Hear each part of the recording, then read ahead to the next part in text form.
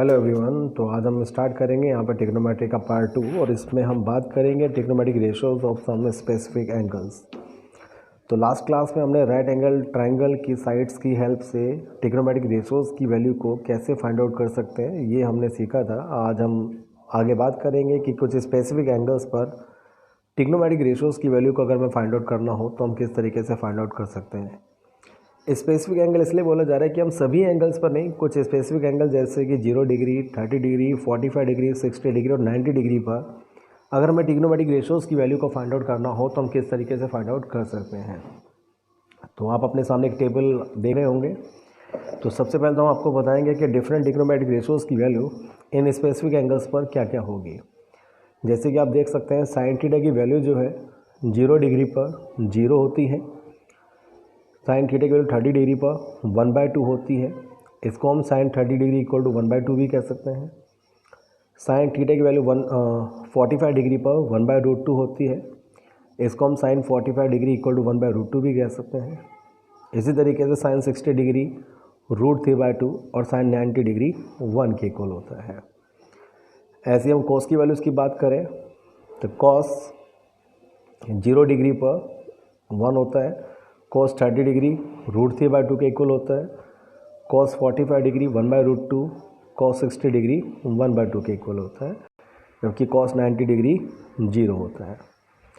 Cos theta की values आपने इन angles पर क्लास 9th में भी डिस्कस की थी। वर्क का जो हमने एक फॉर्मूला डिस्कस किया था W=F cos θ × S, उसमें हमें कॉस थीटा की वैल्यू चाहिए थी।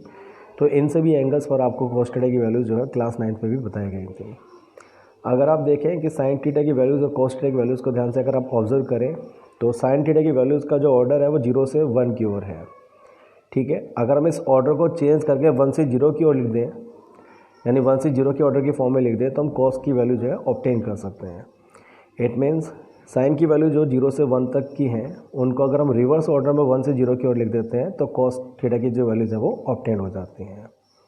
इट मीन्स ये हो गया कि अगर साइन थीटा की वैल्यूज़ अगर आपको पता है तो कॉस थीटा की वैल्यूज़ को आप आसानी से लिख सकते हैं। इसके बाद देखिएगा टैन थीटा की वैल्यूज़ की बात करें तो क्योंकि टैन थीटा जो है वो sine theta upon cos theta के इक्वल होता है। ध्यान रखिएगा tan theta sine theta upon cos theta के इक्वल होता है। इट मीन्स अगर हम साइन थीटा को कॉस थीटा से डिवाइड कर देते हैं तो टैन थीटा के वो इक्वल बन जाता है। वो इस तरीके से, क्योंकि अगर आप देखेंगे साइन थीटा होता है P/H के इक्वल। ठीक है, आपको याद होगा कॉस थीटा जो है वो B/H के इक्वल होता है। अगर आप P/H को B/H से अगर डिवाइड कर देते हैं तो यहाँ पर जो H से H है वो कैंसिल आउट हो जाएगा और क्या बचेगा P/B, और ये P/B किसके इक्वल होता है, टैन थीटा के। तो डेट्स वाई हम कह सकते हैं जो टैन थीटा है वो sine theta upon cos theta के इक्वल होता है। तो इसलिए अगर आपको टैन थीटा की वैल्यूज़ इन एंगल्स पर ऑब्टेन करनी है तो आपको करना ये होगा कि साइन थीटा कॉस थीटा की जो वैल्यूज़ हैं 0 डिग्री, 30 डिग्री या बाकी एंगल्स पर उनको डिवाइड करके आप टैन थीटा की वैल्यूज़ को ऑब्टेन कर सकते हैं। जैसे कि अगर आप 0 को 1 से डिवाइड करेंगे तो कितना आएगा 0, तो टैन 0 डिग्री की वैल्यू 0 हो जाएगी। ऐसे ही आप साइन 30 की वैल्यू 1/√2 है, कॉस 30 की वैल्यू √3/2 है। अगर आप 1/2 को √3/2 से डिवाइड कर देते हैं तो टैन 30 डिग्री की वैल्यू 1/√3 आ जाती है। ऐसे ही साइन 45 1/√2, कॉस 45 1/√2, इनको अगर आप डिवाइड कर देते हैं तो टैन 45 1 के इक्वल आ जाता है। साइन 60 डिग्री √3/2, कॉस 60 डिग्री 1/2, अगर आप इनको डिवाइड कर देते हैं तो 2 से 2 कैंसिल आउट हो जाएगा तो टैन 60 डिग्री √3 के इक्वल आ जाएगा। साइन 90 1, कॉस 90 0, 1 को 0 से डिवाइड कर देते हैं तो टैन 90 डिग्री की वैल्यू नॉट डिफाइंड आ जाती है। ये ध्यान रखिएगा कभी भी अगर डिनोमिनेटर में 0 आ जाता है तो वो सॉल्यूशन जो है वो नॉट डिफाइंड के इक्वल हो जाता है। तो इसी वजह से 1/0 को हम यहाँ पर नॉट डिफाइंड कहेंगे। ठीक है, तो साइन थीटा की वैल्यूज़ हम कॉस थीटा ऑब्टेन कर सकते हैं, फिर साइन कॉस को डिवाइड करके हम टैन थीटा की वैल्यूज़ को फाइंड आउट कर सकते हैं। आपको हमने बताया था कि sine theta, cos theta, tan theta ये मेन ट्रिग्नोमेट्रिक रेशियोज होते हैं। बाकी के जो 3 रेशियोज हैं cot theta, sec theta, cosec theta, ये रेसिप्रोकल होते हैं ऊपर के तीनों ट्रिग्नोमेट्रिक रेशियोज के। जैसे कि कॉट थीटा जो टैन थीटा का रेसिप्रोकल होता है। अगर आपको कॉट थीटा की वैल्यूज़ ऑब्टेन करनी है इन स्पेसिफिक एंगल्स पर तो टैन थीटा की वैल्यूज़ का आप रेसिप्रोकल कर दीजिएगा। जैसे 0 का रेसिप्रोकल करेंगे तो कितना आ जाएगा, नॉट डिफाइंड। 1/√3 का रेसिप्रोकल √3, 1 का रेसिप्रोकल 1 ही रहेगा, √3 का रेसिप्रोकल 1/√3 और नॉट डिफाइंड का रेसिप्रोकल होगा 0। तो इट मीन्स टैन थीटा की वैल्यूज़ का रेसिप्रोकल करके हम कॉट थीटा की वैल्यूज़ जो है इन एंगल्स पर ऑब्टेन कर सकते हैं। इसी तरीके से यहाँ पर सेक थीटा की वैल्यूज़ की हम बात करें, जो सेक थीटा है वो कॉस थीटा का रेसिप्रोकल होता है। तो कॉस थीटा की वैल्यूज़ का अगर हम रेसिप्रोकल कर देंगे तो सेक थीटा की वैल्यूज़ जो है इन एंगल्स पर हम ऑब्टेन कर सकते हैं। जैसे 1 का रेसिप्रोकल 1 ही रहेगा, √3/2 का रेसिप्रोकल 2/√3, 1/√2 का रेसिप्रोकल √2, 1/2 का रेसिप्रोकल 2 और 0 का रेसिप्रोकल नॉट डिफाइंड। ठीक है, तो इस तरीके से सेक थीटा की वैल्यूज़ भी हम ऑब्टेन कर सकते हैं। कोसेक थीटा की बात करें, ये जो कोसेक थीटा रेशो है वो साइन थीटा का रेसिप्रोकल होता है। तो साइन थीटा की वैल्यूज़ का रेसिप्रोकल करके हम कोसेक थीटा की वैल्यूज़ को ऑब्टेन कर सकते हैं। जैसे 0 का रेसिप्रोकल नॉट डिफाइंड, 1/2 का रेसिप्रोकल 2, 1/√2 का रेसिप्रोकल √2, √3/2 का रेसिप्रोकल 2/√3 और 1 का रेसिप्रोकल होता है 1। ठीक है, तो आपने जैसे देखा कि टेबल में अगर आपको साइन थीटा की वैल्यूज़ पता हो तो आप कॉस थीटा की वैल्यूज़ ऑर्डर रिवर्स करके ऑब्टेन कर सकते हैं। टैन थीटा की value sine theta upon cos theta से फाइंड आउट कर सकते हैं। और बाकी के जो 3 रेशोज़ हैं cot theta, sec theta, cosec theta, वो आप रेसिप्रोकल की हेल्प से फाइंड आउट कर सकते हैं, क्योंकि कॉट थीटा की वैल्यू टैन थीटा की वैल्यूज़ के रेसिप्रोकल होंगी, सेक थीटा की वैल्यूज़ कॉस थीटा की वैल्यूज़ के रेसिप्रोकल के इक्वल होंगी और कोसेक थीटा की जो वैल्यूज़ होंगी वो साइन थीटा के रेसिप्रोकल्स के इक्वल होंगी। ठीक है, अब आप कहेंगे कि साइन थीटा की वैल्यूज़ कैसे आए, तो वो हम कैसे ऑब्टेन कर सकते हैं। हालांकि इनको ज्योमेट्रिकली हम आपको आगे भी प्रूव करके दिखाएंगे, लेकिन साइन थीटा की वैल्यूज़ किस तरीके से आए इनको आपको याद करने का एक तरीका भी बता देते हैं, वो आप देखिएगा। अगर आपको साइन थीटा की वैल्यूज़ को अगर पता करना है, मतलब याद करना है कि किस तरीके से वो ऑब्टेन होते हैं, तो उसका तरीका ये है कि आप पहले 0, 1, 2, 3, 4 इनको लिख लीजिएगा। उसके बाद सभी को 4 से डिवाइड कर दो, 0.4, 1/4, 2/4, 3/4 और 4/4, सभी को 4 से डिवाइड कर दो। और फिर सभी का स्क्वायर रूट फाइंड आउट कर लीजिएगा। 0.4 का स्क्वायर रूट, 1/4 का स्क्वायर रूट, 2/4 का स्क्वायर रूट, 3/4 का स्क्वायर रूट, 4/4 का स्क्वायर रूट। तो आप देखेंगे 0.4 का स्क्वायर रूट 0.4 0 के इक्वल होगा, 0 का इसको सॉल्व करते हैं तो ये 0 के इक्वल आ जाएगा। फिर 1/4 का स्क्वायर रूट सॉल्व करते हैं तो ये 1/2 के इक्वल आ जाएगा। 2/4 का सॉल्व करेंगे 1/2, इसका स्क्वायर रूट सॉल्व करेंगे तो 1/√2 के इक्वल आ जाएगा। 3/4 इसका स्क्वायर रूट सॉल्व करते हैं तो √3/2, तो ये इसके इक्वल आ जाएगा। और 4/4 1 का स्क्वायर रूट तो 1 के इक्वल आ जाएगा। और इस तरीके से हम साइन थीटा की जो वैल्यूज़ हैं इन एंगल्स पर ऑब्टेन कर सकते हैं। तो किस तरीके से किया, सबसे पहले हमने 0, 1, 2, 3, 4 लिखा, सभी को फिर 4 से डिवाइड किया, सभी का स्क्वायर रूट लिखा, सॉल्व किया। तो स्क्वायर रूट सॉल्व करने पर जो साइन थीटा की वैल्यूज़ है वो ऑब्टेन हो जाती हैं। साइन थीटा की वैल्यूज़ आपने ऑब्टेन कर ली, कॉस थीटा की वैल्यूज़ आप ऑर्डर रिवर्स करके ऑब्टेन कर सकते हैं, टैन थीटा की वैल्यूज़ साइन और कॉस को डिवाइड करके ऑब्टेन कर सकते हैं, और बाकी तीनों की वैल्यूज़ जो है वो रेसिप्रोकल से फाइंड आउट कर सकते हैं। तो इस तरीके से इस टेबल को आप खुद भी बनाकर देख सकते हैं, और ये टेबल बनानी आपको सभी को अच्छी तरीके से आनी चाहिए। ठीक है, देखिए प्रूफ की बात करते हैं। Proof of values of sine 45 degree, cos 45 degree, tan 45 degree की वैल्यूज़ किस तरीके से हमने ऑब्टेन करी, वो तो सिर्फ एक याद कराने का आपको तरीका था, लेकिन इसको हम ज्योमेट्रिकली किस तरीके से प्रूव कर सकते हैं sine 45 degree, cos 45 degree, tan 45 degree की वैल्यूज़ को, वो देखेगा यहाँ पर। तो इसके हम करते क्या हैं, consider an isosceles triangle ABC in which angle B equal to 90 degree. इसके लिए हम एक triangle ABC, isosceles right angle triangle ABC को कंसीडर करते हैं, जिसमें हम एंगल B को 90 डिग्री का एज्यूम कर लेते हैं। एंगल भी इसमें 90 डिग्री का है। अब क्योंकि आइसोसेलेस ट्राइंगल है तो इसमें हम AB और BC को इक्वल ले लेते हैं। ठीक है, अब जब AB और BC यहाँ पर इक्वल होंगे तो आपको बता दें एंगल A और एंगल C जो होंगे वो भी आपके इक्वल होंगे। अब इनकी वैल्यूज़ को हम कैसे ऑब्टेन कर सकते हैं भाई, क्योंकि ट्राइंगल ABC में एक एंगल तो 90 डिग्री का है, तो बाकी दोनों एंगल कितने हो जाएंगे, बाकी दोनों एंगल हो जाएंगे इसमें 180 - 90/2। तो 180 में से पहले 90 को माइनस किया। अब क्योंकि दोनों एंगल इक्वल होंगे तो 2 से डिवाइड कर दिया, तो इस वजह से एंगल A और एंगल C होंगे वो 45 डिग्री के इक्वल होंगे। AB और BC साइड को यहाँ पर हम एक्स सेलेक्ट कर लेते हैं। फिर पाइथागोरस से, क्योंकि राइट एंगल ट्राइंगल है, पाइथागोरस से हम AC को फाइंड आउट कर लेते हैं। तो AC का स्क्वायर जो है वो AB square plus BC square के इक्वल होगा।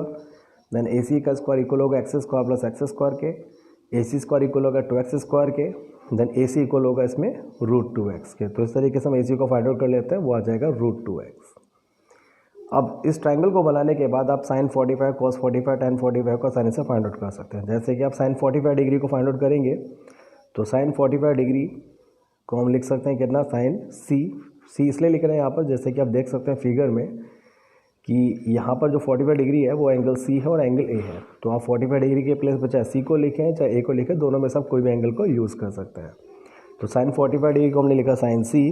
अब साइन सी किसके इक्वल होता है, ये इक्वल होता है परपेंडिकुलर अपॉन हाइपोटेनस, आपको याद हो। अब सी के लिए जो परपेंडिकुलर होगा वो अपोजिट साइड होगा, और आप देख सकते हैं सी के लिए जो परपेंडिकुलर है वो अपोजिट साइड कौन सी होगी, वो ए बी होगी। तो सी के लिए परपेंडिकुलर होगा ए बी और बेस होगा बी सी, हाइपोटेनस होगा ए सी। ये वैल्यूज पुट कर देते हैं। तो परपेंडिकुलर के प्लेस पे मतलब आ जाएगा ए बी, हाइपोटेनस के प्लेस पे ए सी। ए बी है वहाँ पर एक्स, आप फिगर में देख सकते हैं ए बी वहाँ पर एक्स है, और ए सी है √2x। इनको पुट करेंगे तो साइन 45 डिग्री आ जाएगा 1/√2। और आप टेबल में चेक भी कर सकते हैं कि साइन 45 डिग्री जो 1/√2 के इक्वली होता है। इसी तरीके से कॉस 45 डिग्री, इसको भी हमने कॉस से लिखा क्योंकि 45 डिग्री या तो आप ए एंगल लिखेंगे या सी एंगल लिखेंगे, आप कोई सा भी एक एंगल यूज़ कर सकते हैं। तो हमने सी एंगल यहाँ पे यूज़ किया। तो कॉस सी, कॉस किसके इक्वल होता है, बेस अपॉन हाइपोटेनस। सी के लिए आप देख सकते हैं जो बेस है वो है बी सी और हाइपोटेनस है ए सी, तो ये बन जाएगा cos C equal to B C upon A C. ठीक है, तो कॉस सी के लिए आ जाएगा B C upon A C. B C के प्लेस पर बी सी को पुट करते हैं जो कि एक्स, ए सी के प्लेस पे √2x। सॉल्व करेंगे तो कॉस 45 डिग्री भी 1/√2 के इक्वल आ जाएगा। ऐसे ही tan 45 डिग्री, वो भी tan सी के इक्वल, क्योंकि 45 डिग्री एंगल सी है। tan सी होता है परपेंडिकुलर अपॉन बेस, सी के लिए perpendicular A B, base B C. फिर ए बी के प्लेस पे एक्स पुट करेंगे क्योंकि ए बी की वैल्यू एक्स है, बी सी के प्लेस पे भी एक्स पुट करेंगे क्योंकि वो भी हमने एक्स ऐड किया था। तो tan 45 डिग्री आ जाएगा 1 के इक्वल। तो इस तरीके से हम ज्योमेट्री के लिए साइन 45 डिग्री को, कॉस 45 डिग्री को, tan 45 डिग्री को फाइंड आउट कर सकते हैं। आगे हम बात करेंगे sine 30 degree, cos 30 degree, tan 30 degree, sine 60 degree, cos 60 degree और tan 60 डिग्री की वैल्यूज़ को हम ज्योमेट्रिकली किस तरीके से प्रूव कर सकते हैं या फाइंड कर सकते हैं। तो 45 डिग्री के लिए तो हमने वहाँ पर एक isosceles right angle triangle assume किया था। यहाँ पर इसको प्रूव करने के लिए 30 डिग्री और 60 डिग्री की वैल्यू के लिए हम एक इक्विलैटरल ट्रायंगल को सपोज करना होगा।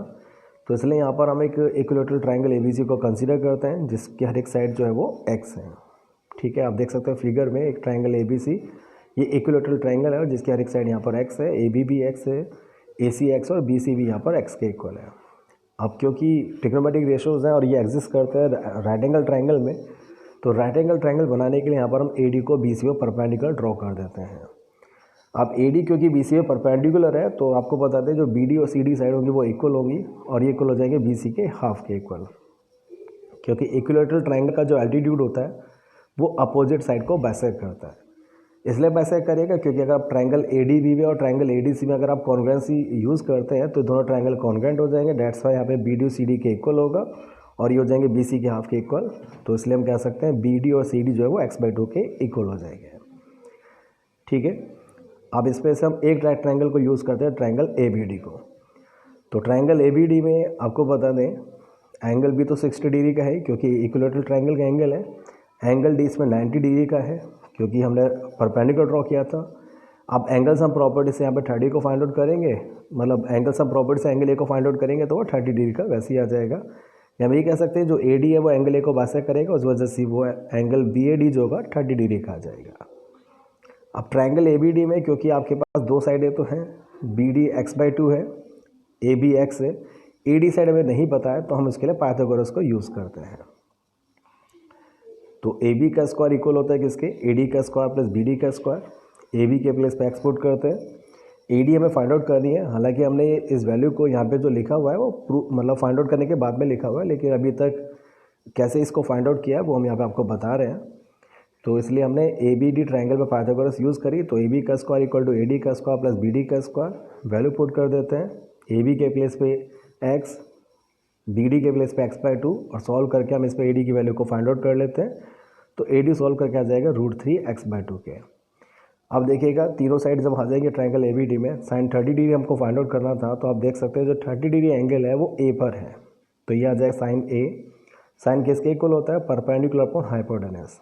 तो ए के लिए यहाँ पे परपेंडिकुलर क्या होगा, जैसे आपको हम बार बार बता रहे हैं, ए के लिए जो परपेंडिकुलर होगा वो अपोजिट साइड होगा जो कि क्या है इसमें बी डी, और हाइपोटेनस क्या होगा ए बी। तो इसलिए साइन 30 डिग्री हो जाएगा इसमें साइन ए जो कि परपेंडिकुलर अपॉन हाइपोटेनस के इक्वल होता है। इसके लिए परपेंडिकुलर है बी डी जो कि x/2 और हाइपोटेनस होगा उसका क्या ए बी जो कि है x। तो इनको पुट कर देते हैं तो x/2 अपॉन x, तो ये सॉल्व करके आ जाएगा 1/2 के इक्वल। ऐसे ही cos 30 डिग्री, तो cos ए के इक्वल होगा बेस अपॉन हाइपोटेनस होता है cos। तो ए के लिए जो बेस होगा वो होगा √3x/2, हाइपोटेनस होगा x, उनको पुट कर देते हैं तो cos 30 डिग्री आ जाएगा √3/2 के इक्वल। tan 30 डिग्री की बात करें तो ये भी tan a के इक्वल होगा, परपेंडिकुलर अपॉन बेस, तो a के लिए परपेंडिकुलर x/2 और बेस है √3x/2, तो tan 30 डिग्री आ जाएगा 1/√3 के इक्वल।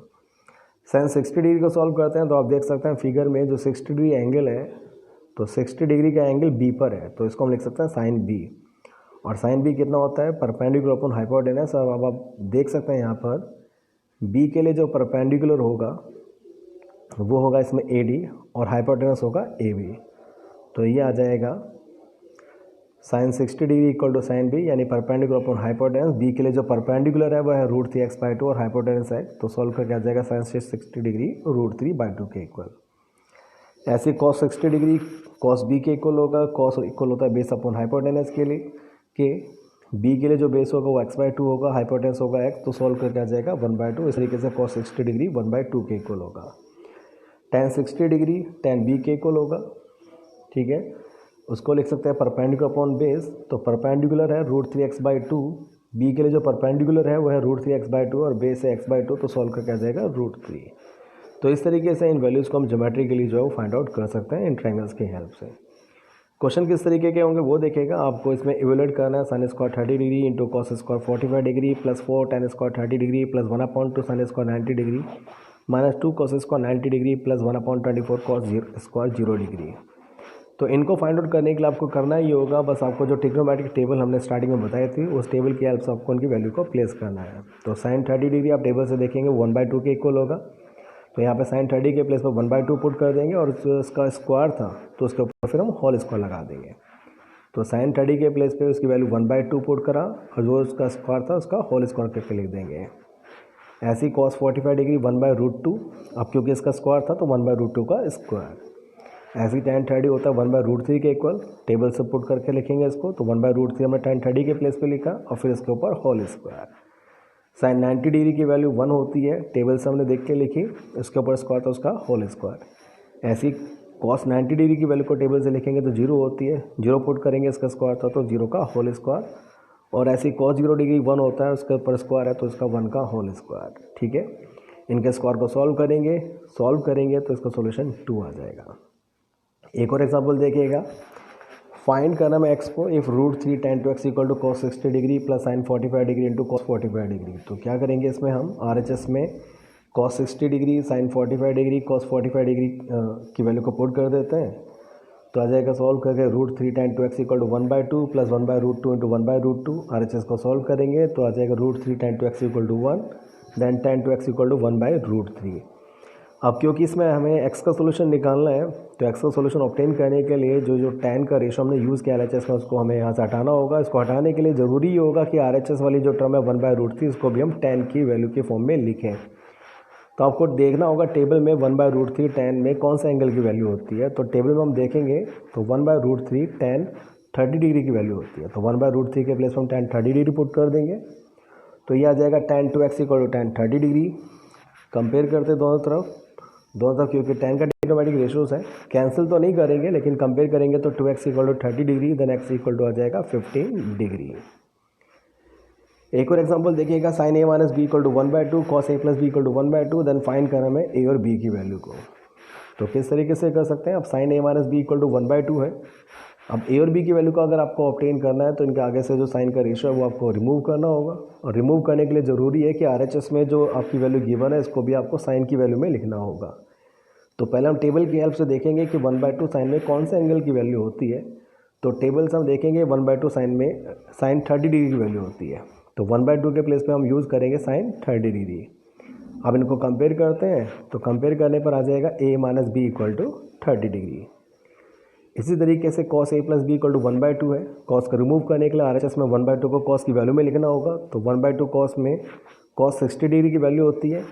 इनको कंपेयर करेंगे तो a plus B equal to 60 degree आ जाएगा। अब ये जो दोनों इक्वेशंस हमने ऑब्टेन करी हैं फर्स्ट और सेकंड, इनको सॉल्व करते हैं, ऐड कर देंगे तो b की टर्म्स कैंसिल आउट हो जाएंगी, तो ये आ जाएगा 45 डिग्री।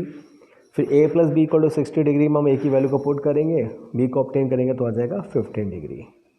तो इस तरीके से ये सॉल्यूशन हम ऑब्टेन कर सकते हैं। तो जो एक्सरसाइज 8.2 है वो आपके इन्हीं क्वेश्चंस के ऊपर ही बेस्ड है। तो इस टेबल को आप ध्यान से पढ़ेंगे, समझेंगे, और ज्योमेट्रिकली जो हमने प्रूव करके दिखाया है, हालांकि इस तरीके के क्वेश्चन तो आपके नहीं होंगे एक्सरसाइज में, वो आपको सिर्फ प्रूव करने की वजह से हमने आपको बताया कि वैल्यूज हम किस तरीके से ज्योमेट्रिकली ऑब्टेन कर सकते हैं। एग्जाम में भी कभी कभी पूछे जा सकते हैं ये, ठीक है, उनको आप ध्यान से समझिएगा। और साथ ही साथ ये जो तीनों एग्जाम्पल हमने यहाँ पे करे हैं, इनको भी आप ध्यान से समझ के 8.2 एक्सरसाइज के क्वेश्चन सॉल्व करके देखिएगा, ठीक है। तो आज के लिए इतना ही काफ़ी है। Thank you.